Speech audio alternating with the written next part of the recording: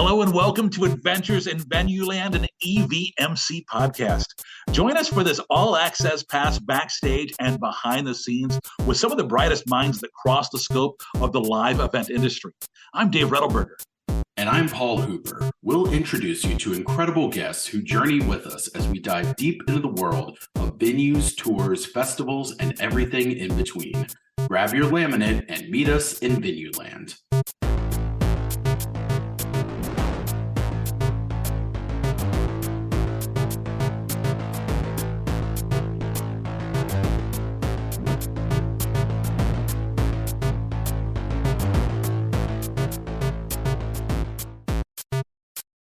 Today's adventure takes us to Memphis, Tennessee. Believe it or not, our first Memphis episode, Paul. Today's guest is the event and marketing coordinator at FedEx Forum. She's a DJ. She's a former studio manager with gold and platinum certifications. And she's doing it all in one of the country's most iconic music cities. She also co-founded She DJs to support women breaking into the industry.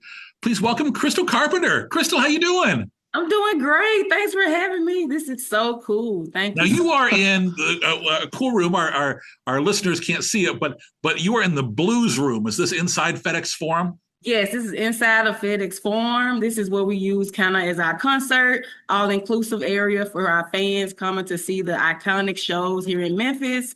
All-inclusive, food and drink. Get your nightcap before the actual show, and we have some funky wallpaper and some nice eateries and bites to go along before the show. So this is a cool space. That's awesome. We can see the wallpaper. It's got a very almost like a peacock tail vibe to it, yes. And then this cool LED light, but it feels very, blues club vibe. Yes, we got some great artwork in here. Or some local artists on the wall. I'll let y'all see before we get started. We'll describe it. Oh, yeah. Those are awesome. Yeah, super colorful. And you got a guitar in the corner. That's awesome. Yeah. So, yeah, Memphis. And I took my wife down to Memphis. We did a little visit to Graceland because it was on my bucket list, right? Not too long ago. But, boy, you got good food in that city. Oh, it's all about the food. It's all about the culture here, all about the soul. And it's really great to have people traveling to Memphis and Memphians themselves experience one of the biggest arenas, in Memphis. So I'm super excited to be on the team and here with you guys today. Yeah, tell us, for folks who are listening now, a little bit about FedEx Forum if they've never had the chance to visit. Yes, so FedEx Forum, we celebrated 30 seasons, 20 years here in Memphis. We broke ground when I was actually graduating high school. So to be working in the arena that I seen them build is remarkable. And what it means to the city, is all about grit and grind. We're all about that grit here in Memphis. So it brings all of those elements when people come to a game, when people come to a show. They're super excited. Our fans are amazing. So we're just happy that we can bring this level of entertainment to our city, kind of being one of the first big venues of our size here in the city. Yeah, and you're obviously home to the Memphis Grizzlies, which we were. Oh yes, home to the. We Memphis were talking Grizzlies. about your shirt before we started recording. You've got kind of one of the throwback logo shirts, which is so cool. I always love those old Memphis Grizzlies jerseys. So cool. But great team. Yes. Yeah. Yeah. Each season is different. Sure. Kind of got to live in the moment when you're in sports. Entertainment it takes you all over the place. But we do have our collegiate team, the Memphis Tigers. They're here. They play in our arena. So we have NBA, we have collegiate, we have some of the top entertainment, gracing the stages. So FedEx Forum is the place to be. Obviously Memphis is a city with serious music history. How does that shape what you do there at FedEx Forum? Absolutely. I'm the first person in my position. So I guess when they thought about the role, they wanted it to be more community focused, really getting close with the fans. So this role really interacts. I do tabling, I do local events throughout the city to connect the fans to the events that we have here in the arena. And everybody's excited about music. I remember one lady was talking about her first concert. her first show and bringing kids to their first show and just seeing the rich history that Memphis has and us continuing doing that legacy here at the FedEx Forum is amazing. I mean, people love traveling to Memphis. We're a secondary market, but people love Memphis for what it has been and what it still is. We have Glorilla. We have some of the top hip hop artists. Of course, we got BB King, Elvis, you name it, that has really shaped Memphis culture and the music scene. And we still have young people today building on their legacy. So it's really remarkable to be in an entertainment space in the arena. I had no idea I can work in music in an arena space. No one told me. I got to my 30s. So I'm happy that I'm here today. Yeah, totally. What I guess for you kind of described it some, but for people that haven't been to Memphis, what's kind of the lay of the land? Are people that are routing through Memphis, are they connecting from, St. Louis, going to Nashville? Is it kind of, I'm sure it goes in different directions depending on the tour, but is there, other stadiums or competition in the market? I'm assuming there's also some smaller venues and different clubs all up and down different streets, but, kind of what's the overview of Memphis if you had to give someone an elevator pitch? Yeah, I would say in the Memphis primary, we're heart of Memphis, downtown. Of course, we have our iconic Orpheum Theater. Of course, it's a smaller venue, intimate. We're more of the largest size venue here in Memphis. We have a lot of different little, venues that artists can get started with when they're first starting their touring. We're kind of like the big leagues. This is what you shape to be, your career routing. You can come from St. Louis, Birmingham, Little Rock, Nashville. It's a couple spaces in Mississippi.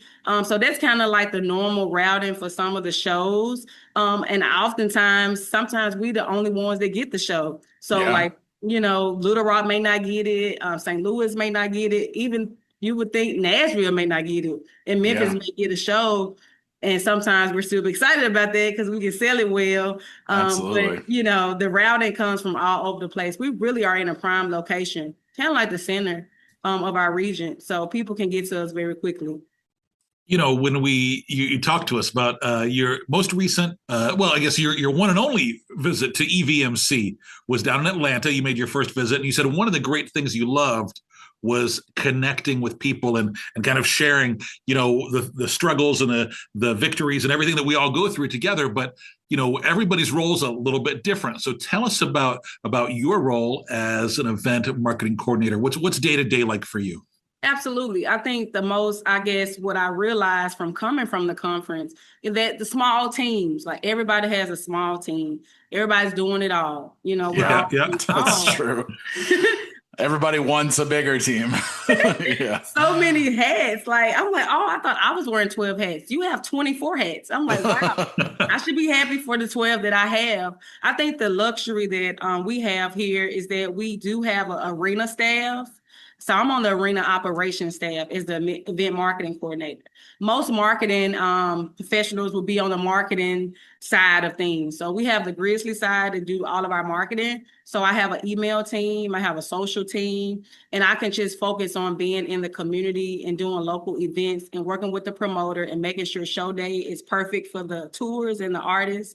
So that was unheard of from a lot of venues that I talked to just across this nation. They was like, no, we have to do all our email, all our social, all of everything. I'm like, wow, I have a whole team. Now I am spearheading most of it, but I have a team to work with. It's not just me creating it, doing it, knocking it out the park. I have people to kind of talk with, say, hey, Crystal, you need a little bit more time. This is kind of rushed. It's always things are moving. And there's some benefits and there's some, cons. The sports team comes first. All of that, the changeover, the floor, the court, the graphics for all the games. We have 40 some games here and we have the Tigers. So it's like, your stuff is maybe on the back burner, but just know that I have a team that I can call on that can help me do the journeys for our park and, kind of when I do a giveaway, kind of rework the people that enter the contest, but then win. How can we still promote to them for the shows? It's just really having a team to kind of spearhead ideas. So I sit mostly on, the side of the venue when it comes to live shows and events. and not so much on the sports side, Sure. which is really great because most arenas, they have to do all of it, Yeah. entertainment and the sports. So I sit in a unique seat, and I'm a mom of two, and I'm grateful Yeah. for Yeah. the help. So Well, and it's probably beneficial too, and you kind of mentioned that it's a little unique that you not only have a professional team, but you also have a collegiate team. That's very And unique. yeah, I mean, usually you're looking at one or the other. I mean, it's got to be really also beneficial when you're promoting shows because then you have these audiences that you can, put some stuff on the ribbon boards for or whatever. And usually you're kind of promoting to that pro audience or the college. And I'm sure between the two, you're kind of covering a pretty wide swath of people and can really kind of leverage those assets, whenever you're able. absolutely. I think the first thing the promoter is always curious about what games you got coming up, what type Right. of, in-game activations can some of the shows or events, can we be a part of those? And I try to work with our live entertainment team to see what type of inventory they have to do cool contests. We did this really cool one for Journey. It was like an air guitar. I mean, Oh, they fun. ate that guitar up. I mean, you had kids, you had moms, grandparents doing the air guitar, and people really had fun. And we gave away 4 Journey tickets, and just seeing the level of like what people would do to win some tickets, but also just let it all loose and have fun at the game. So it's Yeah. always ways that we can cross promote at our Grizzly games. Not so much on the Tiger side because they have their own team and like Sure, promotion sure. and marketing department, but we can definitely leverage all of our assets during our in game.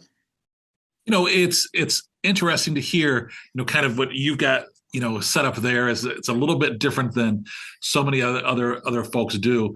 Is it something where, well, you mentioned specifically the community and how the kind of the layout of this job lets you be a part of the community. What are some things that you've been able to do that you're particularly proud of? Oh, yes. Proud of. So we have a local brewery not too far. Renowned. We had a great show, Shine Down. And this show and the artist is near to dear to Memphis because he's kind of from Memphis. So That's right. he The had guitarist, right? From right. Shinedown. Yes, yes, yes, Amazing. yes. Yeah. Zach, he's amazing. He's a huge fan. I remember Yes. a sidebar when they would play Rupp Arena when I was there. He was always salty when we had Calipari because he was such a huge Memphis fan. He was like, "Ugh," and would take these, If photos you of knew the him. history of that, you'd be like, He'd do it. Yeah, I was everybody's like, like, yeah, that's the only reason I know. Yeah, that's so funny. But sorry, back to your story. I hate to cut you off. Sorry. Well, I did this collaboration with a local brewery and Shine Down with their hot sauces. They had a trivia night. We threw some Shine Down trivia in the trivia game, and we raffled off, of course, 2 tickets to Shine Down show, and then they got to taste and go home with their hot sauce line. That's And I cool. thought that was really cool to like kind of uplift what the artist is doing on their own because I know how hard it is touring and making money and traveling, but they have this brand of hot sauce that I wanted the Memphis market to kind of get with. So I took it everywhere I went. When I was tabling at a food truck Thursday event, I had the hot sauce. The people were like, what is this hot sauce? And I even allowed them to taste the hot sauce during the trivia night. And people faces like, oh, that's spicy or that's hot. And it was just good to get that feedback and showcase that to the promoter. Like, hey, this is what we're doing. This is what Memphians like. And they actually like the hot sauce. So that was really one thing I was proud of. The second thing I'm proud of is just seeing the reaction of the fans. I started doing some really unique drink ideas in the arena. I got it from the Chase Center. They do Yeah, amazing drinks for all of their shows and concerts, sure. games, and they do a whole little video. So I got with our social team. I was like, hey, we need a drink for every show. They was like, okay, maybe not every show. Let's slow down, Crystal.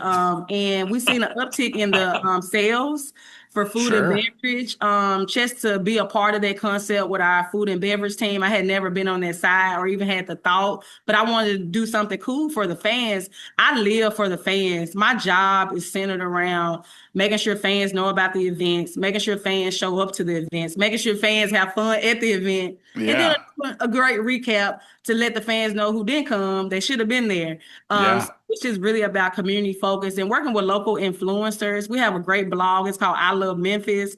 They do all things Memphis. They tell you where to go, where to eat, where to drink. They was doing a happy hour series, and we had the Queen show. And we have some people that's, they love, like Patti LaBelle, Gladys Knight, Stephanie Mills, Shaka Khan. These are renowned women of our time.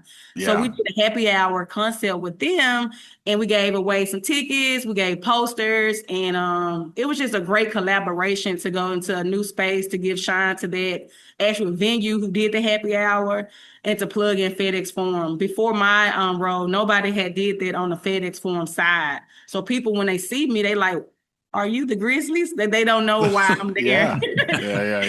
You're the FedEx Forum. Like, yeah, we're all one word, FedEx Forum, one word. People always like to separate it on AdMax, on Creative. We're like, no. Oh, I'm sure.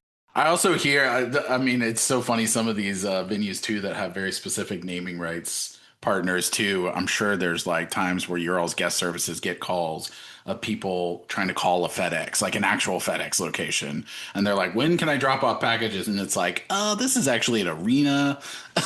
Sorry. We get it all the time on social. People talk I'm sure. And Ed in the FedEx Forum. We like, we can definitely help you get you to a show. Yeah, exactly. That's great.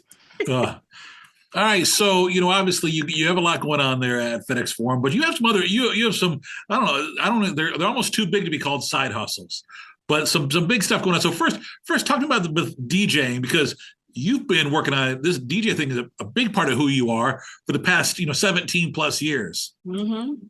I got started DJing in college. I was actually a broadcast media major in radio. I thought I was going to be on the air. I thought I was going to be a VJ. Had no idea I was going to be a DJ. So you just never know how it would turn out for you. And I started doing some remotes for the actual radio station. And I went to a party one time and the DJ didn't play what I wanted to hear. And I was like, I want to hear this. And he was like, well, you can't hear this because I'm up here DJing. If you want to hear this, you should DJ. Those are the exact words he said to me. And you were like, do not challenge me. Yeah, exactly. I had no experience. I had no equipment. I had nothing, like absolutely nothing.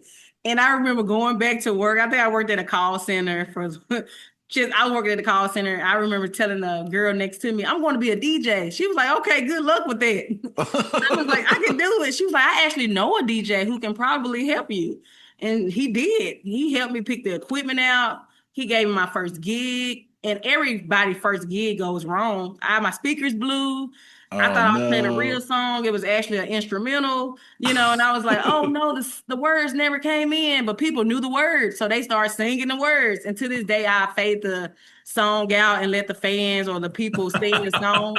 And it kind of just got my bearings then. But yeah, started out in radio and it was hard at first, just being like an upcoming DJ. But I lived in Atlanta at the time and it's so many venues, so many events in Atlanta. I really just got my start doing like local little bars and clubs and really helped me kind of classify the type of music I wanted to do.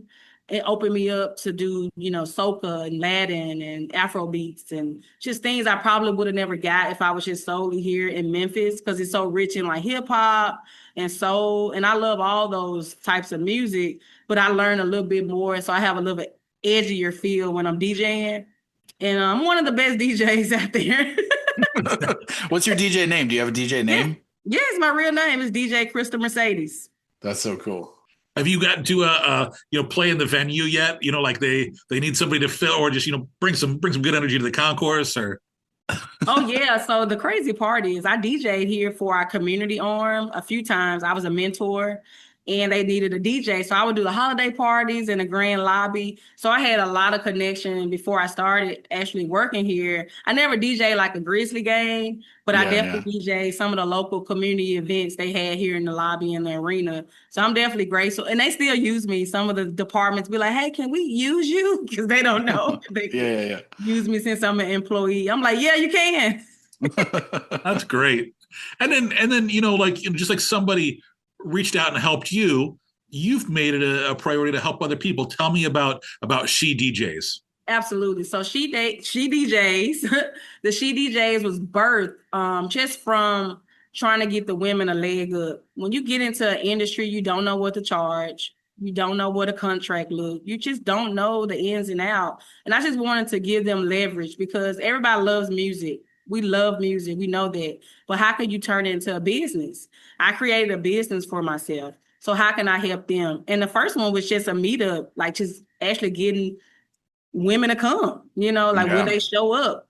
And then we kind of just started like, okay, what do they want to know? They want to learn how to mix. They need new music. Like a lot of the women didn't have the songs that they needed to go out and perform. So we would do music exchanges. We would have panel discussions. We would bring in artists to showcase their music. Because there's a lot of local talent here in the city.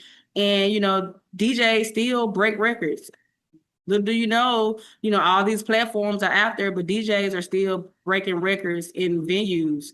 So we wanted to make sure they understood that and just to be able to, what I say, call on a woman to help. Sometimes you may not know what an XLR is. You may not have the right cable. You always having to call like, oh, I don't know who to call. Call on one of your fellow women. We can help you. You need a mic cord? We got you. You need a mic. You forgot your mic. It's okay. Do you say, hey, I'm near this venue? Somebody like, I'm nearby you. I'll come bring you a cord, because we want you to be successful. And we know everything, sometimes goes wrong when it shouldn't go wrong, but we have your back. And we just want to create that initial just mentorship. But now it grew into 20-some DJs. Now I'm at 50 DJs. Like that event was like 10, then it turned to 20, now it's 30, now it's 50. Now we have a whole group and we're throwing events. That's awesome. Yeah, we did a DJ camp. We're trying to do a DJ camp for some young girls this summer for winter break. So hopefully we can get that going. But yeah, I'm super excited for where it has been and where it's going. It's nothing but up from here. That is such a cool initiative. And it also, I'm sure as you get more and more people involved, you're talking about kind of leaning on each other. I need this cable or what, now you've got 50 people. It's like that network is huge. So that's a lot of support and a lot of coverage across the city. I mean, that's amazing. That's awesome. It is. We got girls their first gig. Yeah, that's so cool. That's so cool. Hey, and then something that probably people wouldn't necessarily guess, right? We're at this point, we got sheet DJs, we got the DJ business, we got the work at the FedEx Forum, but you also spent the better part of a decade now as a public affairs communications specialist for the U.S. Army. I'm in the U.S. Army. I just came back from Australia. We covered Talisman Sabre. It happens every 2 years. It's like a bilateral exercise where all the armies in the world come together and perform exercises and work together. It was truly amazing, life-changing.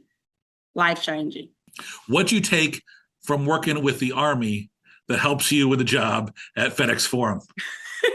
When it comes to media, like half of my job is event marketing and half of it is PR and handling the press and everything on show day. It's really just making sure you're telling a good story online. And I do the press release when we announce the show. So it has helped me understand the information, the correct information is important. You can't get anything wrong in the military. Everything has to be like correct because you're dealing with people's lives. And it's just it's government. So you already know it's like times 10. Like we're in entertainment. It's fun. Like, yeah. You can mess up a word, but not on a government brief. Right. Like, right. It makes me more like studious when it comes to the FedEx Forum. I'm really, people say I'm really stern. I'm really focused. The Army really shaped me and mold me. Doesn't make me like sterile and I'm like, I don't do things out of cadence, but it is certain things that you look for. You always on alert. You just got to be aware of your surroundings. I'm a soldier at all times, even if I don't have the uniform on. And a lot of people just wouldn't think I'm in the military. They just, you do like you in the, and then you do public affairs. Like who knew you could do that? It's so many different jobs in the military that you would be surprised. So I'm grateful that I'm able to do the job that the degree that I got in college. I'm actually to use that in the military and in my full-time career. Before you got that, that degree in college, at University of Tennessee, Chattanooga, right? But let's take you back even further. Let's take you back to 2003. It's, freshman year at Overton High School, right? And what are you thinking that you want to do with your life? I thought I wanted to run track and go to LSU. Wow. That's awesome. What changed your track in life? Man, It just was really a lot. Being an athlete is a lot. I don't think we talk a lot about being an athlete in today's society. It's nothing but training. It's nothing but workouts. It's nothing but practice. And I knew I wanted to have fun. I'm like, this is just so every day is running, and I remember I had a track meet and we was going, it was like going to state. So this was like the qualifying race to get you to state. I was so nervous. It was like not the nerves you get, to get you going. It was the nerves to like stop me. I was like, I could not like get over the nerves. And I told my mom when I got home, I said, Mom, I was just so nervous running this race. She was like, oh, everybody get nervous. You did good. You qualified. You going on. And I was like, I don't think I want to go on. She was like, what? You want to go to LSU? You want to, go to the Olympics? You had all these plans for yourself. I'm like, yeah, that's over. Yeah. So my senior year, I went to the band. Hey, I joined the band. You went from something where you have to practice a lot to something that you have to practice a lot. But it was around music. It was fun. Sure. It was different. It's different. It was different. It was easier. And I was on the flag team. I didn't play an instrument. So I was a dancer. So I thought that was cool. So I switched to that. And I actually went to college, became a flag girl, got a scholarship. Wow. And then I went on, like I got a band scholarship. That's awesome. Instead of a track scholarship. So. Well, while you're in college, you got a lot of experience, but you worked for a couple of years in Radio One, right? So you got some radio experience. Talk to us about that step into the industry. Yes, I think working at Radio One was like a bird's eye view on the industry because they had so many different radio stations from gospel to R&B to hip hop. And that was my first time working in a community space. Like we would out do remotes and you would have to interview people, get testimonies like, why is this your favorite station? Even though I wasn't from Atlanta, everybody know and love Atlanta. That's just, that's just one of the places everybody wanted to go. And we traveled there when I was a young girl. But working at Radio One was a rotating internship. You went to every department. I started in promotion. That's great. Right. Yeah, that's really great. I started in like the radio buying, like you got to go get the radio buy before you can cut the radio spot. I got to make sure that they bought it before you can cut it. So I was learning like, hey, you got to make sure the revenue is there. And then I just saw the production. Then I saw how it went on air and I saw the effects of it being on air to the live remotes. And I just saw it in just full circle. And I was like, wow, entertainment is definitely, where I want to be. Then the artists will come and do some interviews live on the set, and just seeing all that and just learning about the different artist teams and what it took them to get here at this moment. Everybody has a story. And it just made me fascinated with people's story and people's journey. And I knew I was a, journalism major, but I didn't know what type of journalism I wanted to do. I knew I wanted to, be in it. And radio, I thought at the time was, again, I thought it was the place for me. But it was so competitive. Yeah. So competitive. There's only one spot. You can't be on the air if somebody else is on the air. There's one radio host. They may have some assistants. So that became wow. So I came back home and tried to get into radio in our market. Again, these people have been here years and I'm new. Can you let me in? They like, well, you got to put in some work, I'm like, I did in Atlanta. They was like, well, this is not Atlanta. Each market is different. Each market. Yeah, for sure. Different. So then, obviously then, you've got the radio experience, but from there you kind of get into the world of marketing and do some stuff, whether it's a brand ambassador or development coordinator with Sugas and Warehouse. And tell me a little about that next step. Oh, yeah. So just being in Atlanta, you meet so many people. And I remember doing an event for Big Boy Foundation, and Tafani was over that foundation. She had a small thrift shop. This thrift shop would get clothes from the Tyler Perry sets, like all of the top, shows and movies that were being produced in Atlanta at the time. So I would have to go through all the clothes, market the clothes, take pictures of the clothes, put them online. This is 2010. 2011, like we didn't have all this, what we have now, we didn't have all these things. So we were doing it like organically, like, okay, we got to get the website together. So I was kind of like on the cusp of just helping her mold her thrift shop. And it got me into thrifting. I'm an avid thrifter. People know me for thrifting. They like, oh, that's a cool outfit you got on. It's real funky and cute. And it just became my style and my brand. And I went on to learn more. And my marketing was more, I would say more people are in digital marketing. My marketing is like hands-on marketing, helping ideate the website. What should it look like? What colors? The brand guide. I was Yeah, more yeah, that yeah. type of marketer. And today's world, you have to really define what type of marketer you're going to become. Especially if you're applying for jobs and roles and for them to hire you. So there's a lot of marketing out there. And I was just happy that I had the opportunity to do all types of marketing at a young age. And now I kind of know this is what I'm good at. This is what I can bring to the table. Well, I'm sure it also just gave you so much varied experience, and you're carrying little bits of this job and little bits of that, and some of this and some of that. I mean, I'm sure even all the way back to when you were running track, there's like parts of it that you don't miss, and there's probably some of it that's like a little voice that kind of comes up every so often that you carry with you in your job today. But I think having a really varied experience like that is really important. Timing is everything. Yeah. Track.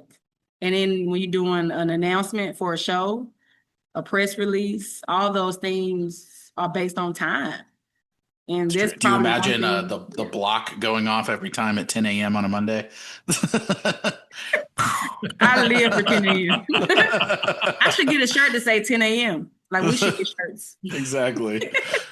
And then you kind of got into the music business, right? You got Memphis Music Initiative, and then some time, as a studio manager. So talk to me about this. Oh That's yeah, cool. so made in with both of them. If you look at all of my jobs since then, all of them got Memphis and music in it. It's just it's really crazy. So I'm really grateful for the Memphis Music Initiative. Just getting back into the city, coming from Atlanta, just trying to get my bearings. Just working with young people in the arts. It got me an opportunity to learn all about the arts and music organizations here in the city, and we have so many. And it was really connecting young people to opportunities to work during the summertime.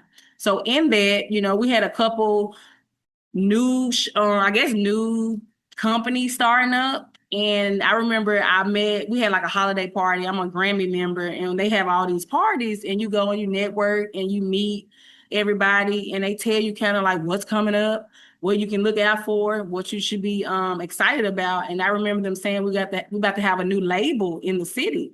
And I was like, wow, we haven't had a new label in a long time. We still off High Records, like the Boo Mitchells of the world, Al Green, like Sure. it dates back, like we really haven't had no new label come here in the city. So when I heard that, I was like, wow, I got to get the young people there to work, because like having a label is like having, like Universal, you think about like Rock Nation, like having that in the Oh city, yeah. you're excited.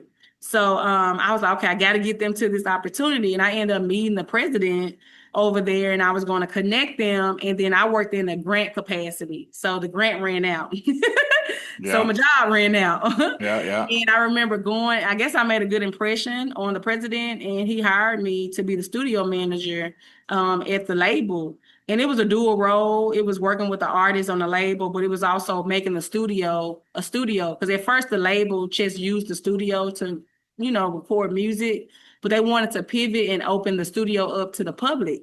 So I was a Mm. part of the branding and pushing the studio out to the general public here in Memphis, creating the website, the branding, the t-shirts, hiring the staff, everybody there I hired. They were interns and now they full-time workers. They went Wow. to prominent schools to get their first job in the industry, and they did it at home. They stayed here in Memphis and were able to work in entertainment. So it's really an accomplishment that I really pride myself in doing it. And then she's recording the Glorilla record, which was her first time really in a professional studio space, and her getting a hit record on her Yeah. first try is amazing. And we recorded it and we got plaques, and some of our engineers were on the record, and it changed their lives, and it just was amazing to see. It's got to be really neat to be that close to music recording and seeing that studio experience. I've been a little fortunate to like go photograph some different album recordings and stuff. And as a bit of a music nerd, it's really fun to see that kind of magic come together. You hear the polished piece on the album, but to see things kind of the wheels spinning and let's try this, and what if we upped this a little bit, and why don't we add this on, and why don't we harmonize with it, and it's just really a cool experience. It was to watch her grow from that. Like, we're so proud of her. And just being here at the FedEx Forum and her doing, she came with Megan Thee Stallion the first time and it was sold out. And Oh she yeah. came for her first bash, Glow Bash, sold out.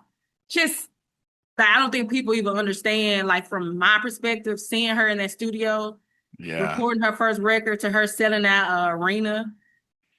I was crying. Yeah, I bet it's exciting to be part of that. It Yeah. is. You mentioned being part of the Grammy organization. Talk to me about that.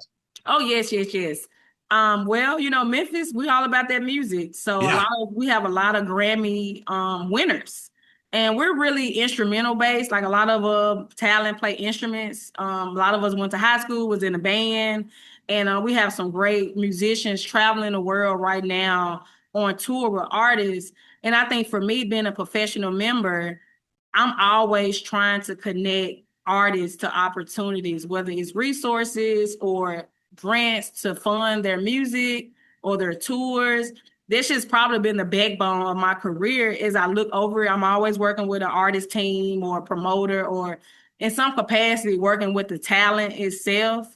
So when I got the opportunity to, I met an engineer. Her name is Ebony Smith. During the pandemic, she was home, because she usually would be in New York. But as we know, New York shut down probably more than anybody during the pandemic.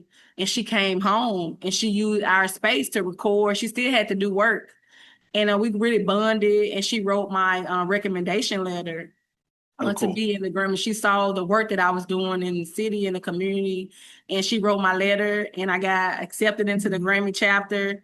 And it's really been a fun ride. We a couple with New Orleans and Mississippi, so just to get the New Orleans culture and Memphis culture. And we have like biannual events that bring all of the music folks together. And it's really amazing. We had Mia X is one of our presidents. I was like, this is Mia Oh X, yeah. you know. And you just like fan, and you're like, oh my God, it's Mia X. Be like, she's a peer. Yeah. You're now amongst these people as a peer that you looked up to once before, years ago, and you're right there with them. So it's truly amazing to be a part of the Grammy chapter here in Memphis. Another thing that's important to you, you mentioned being a mama. Talk to me about talking about the family. Woo, the family is growing. I'm on number 3, guys. Oh, wow. Oh my gosh. How are you finding time to talk to us? I have no idea. Do you have them each DJing little tiny turntables? My daughter loves to get on the microphone. Like, when I'm DJing, I do a lot of community stuff, and kids Yeah. are always able to come with me.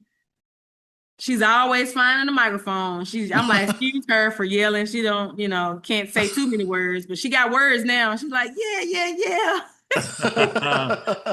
Give us the names and ages. Who we got? Oh, yes. So Chantel, she's 4, and Chance, he's 2, and one on the Nice. way. It's a One girl. on the way. Congratulations. That's so Thank great. you. It's very exciting. So, obviously, finding something that Paul and I struggle with too, finding that work-life balance. Tell me about how you prioritize, you and Crystal, making sure you get enough Crystal time. Absolutely. So self-care is very important. I got me a membership for a massage. I make sure I do that monthly. I have a great husband, Curtis. He does great, with just, making sure that we're balancing out. Can you pick the kids up? I can work later. I can do this event. Can you do this? And it's really about communication. My mom helps a lot. It takes a village. Yeah. It takes a village. You don't realize how much you need family until you try to start your own. Yeah, people are you gonna move out of Memphis? Is my mom coming with me? Is my mom-in-law coming? Is she coming too? Like, I can't do anything without those 2 women. They help us out so much to even, we're still married. So it's tough being married and having children and working, and you just don't have enough time. But I make time. I really carve out the time. I try to be more intentional as I get older, to spend times with my friends, to go to church, and, just keep everything in order. Sometimes I do nothing, and I don't feel bad about it. Some days I do absolutely nothing. Sometimes you need to decompress. My favorite show. Yes. That's just as important sometimes. It's just to kind of like That is self-care. flush your brain of everything else. Yeah. Yeah. Well, I loved hearing about, everything that you have going on. But one thing that comes through when we talk to you is how much passion you have for Memphis. What it is about Memphis that you love so much? It made me who I am. Like, I'm standing here as a proud Memphian. And just to be able to go off and go to college in a different city and to live a little bit in my adult life in another city, I know what Memphis has compared to like other cities, and they don't have it. Like, we have a great culture. People really love the city. I'm also, a homeowner. So where I live is important to get more people excited about home ownership and loving their community and making their community look good with beautification and just knowing who your city council person is and knowing who to ask from. Yes. It's just, I didn't know all this in my 20s. 30s has really taken me on a journey of self-discovery and community discovery. People love Memphis. I can be on a train anywhere out of here. And somebody's like, Memphis? Oh, it's a whole story. That's amazing. If they love Memphis, I think I should love Memphis more than them because they haven't even traveled here. So that's a great point. I love that. Hey, before we wrap things up and let you get back to everything you got going on, we hit you with our fast five. It's 5 quick questions, just looking for your short, instant response. First up, what was your very first concert? My first concert was a Crunk Fest. Do you have a favorite concert? Bruno Mars. Good choice. Yeah. All right. Who's got the best barbecue in Memphis? To me, is A&R Barbecue. What do you love about that one? Oh, just the brisket, the pork, the sauce, and the baked beans. And the baked beans. Oh, good baked beans is so important. All right. You're DJing and nobody's on the dance floor. In 2026, what's the one song that gets everybody out? Probably Glorilla. Last question for you. What's your theme song? So you got your own reality TV show where cameras follow you around filming your life. What's the song that plays over the opening credits of the Crystal Carpenter show?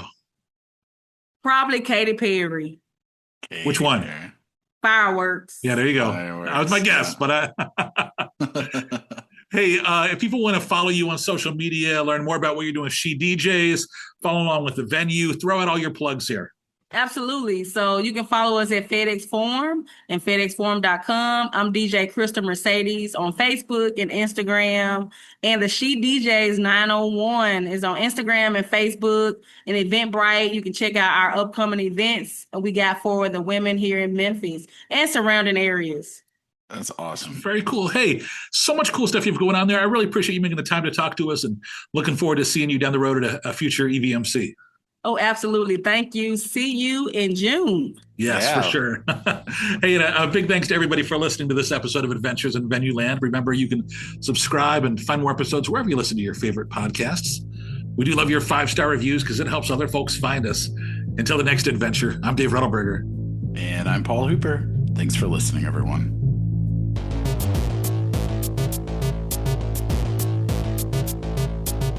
Adventures in Venueland is a side project of the Event and Venue Marketing Conference, a marketing conference that brings together diversified event and venue professionals to cultivate education, collaboration, and innovation for the growing sports and live entertainment industry. Find out more at eventvenuemarketing.com. Audio editing and mixing by Camille Faulkner. Design and digital advertising by Megan Ebeck. Copywriting and publicity by Samantha Marker. Guest booking and brand strategies by Paul Hooper. Guest research by Dave Rettelberger. Marketing strategies by Paul Hooper, Megan Ebeck, and Samantha Marker. Thanks for joining us. Until the next adventure.